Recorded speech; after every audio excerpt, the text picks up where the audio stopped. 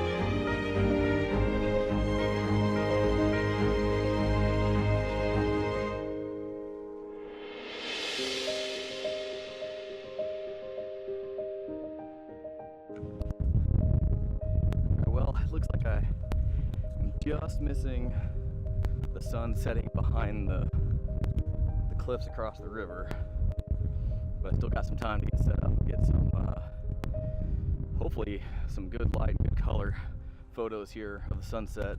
And I'm gonna flip the camera around, just kind of show you what I'm looking at as far as the riverfront here, because it's exactly what I was hoping for, which is still kind of ice covered area, but it's all melting into some smaller sections, and there's some driftwood that might be kind of interesting to photograph in the foreground. So let me get set up here before I get run out of light.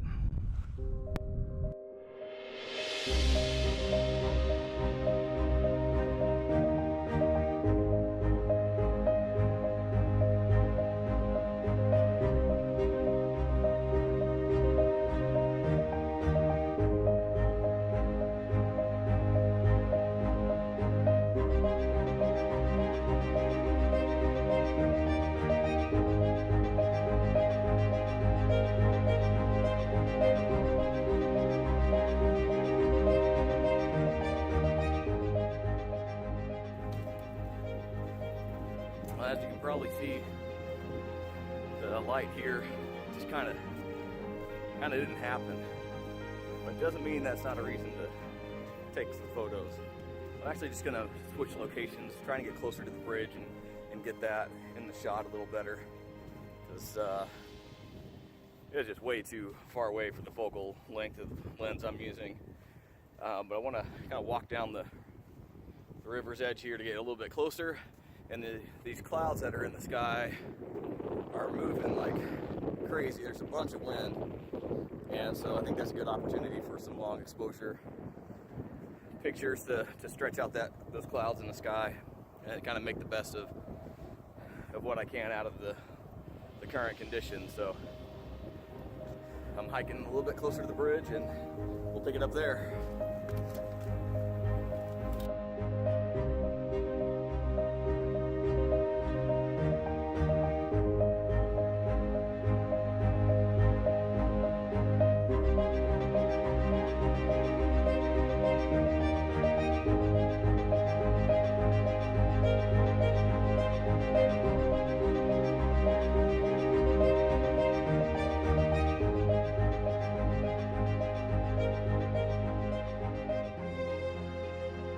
So this could actually end up being kind of a pretty cool shot here.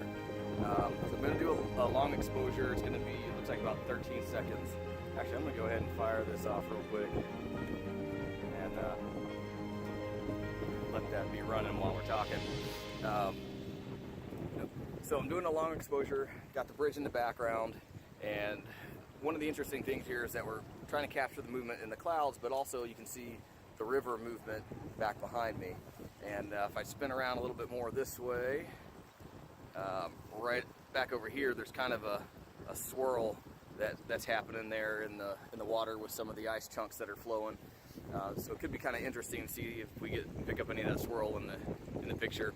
Might have to see if I can make this a little bit longer, but I'm running out of light, so I don't know if I'll be able to pull it off, but let's see what we can get.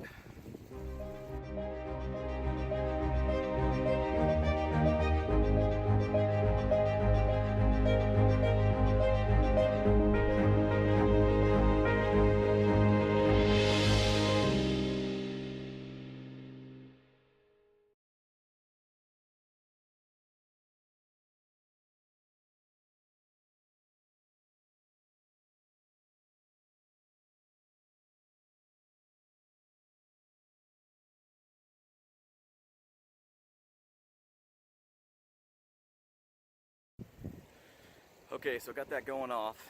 It's supposed to be about a 3-minute, 25-second exposure.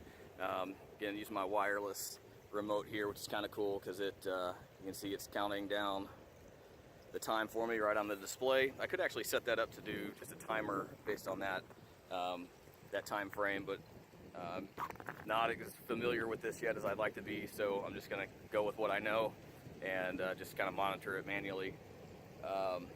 So again, it's getting pretty dark here, so I don't know how this is going to turn out.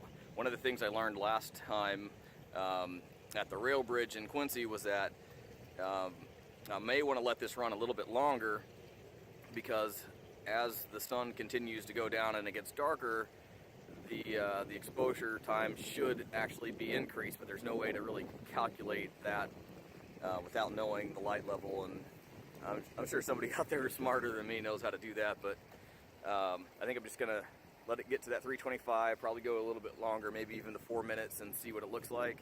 Unfortunately, it's gonna be kind of a hit or miss, and I only get really one shot to do it. So we'll see what happens and see what it looks like. Well, so this shows you the pace to stay and just try and get something, because right now the color that we were hoping for, I don't know why people say we, I'm the only one here, the color I was hoping for has finally shown up. Let me see if I can spin this around a little bit. It's not really coming through very good, but we got some really nice pink and purple in the sky, and also reflecting that off the water in the river. It's coming out really nice. So my long exposure, I don't think really came out very well. Looked a bit dark. That probably would have had to run for twice as long as it did. But anyway, I decided to go ahead and turn that off and switch over, shoot some bracketed shots, and hopefully get something really nice here now that there's some color in the sky. So I'm gonna get back to it.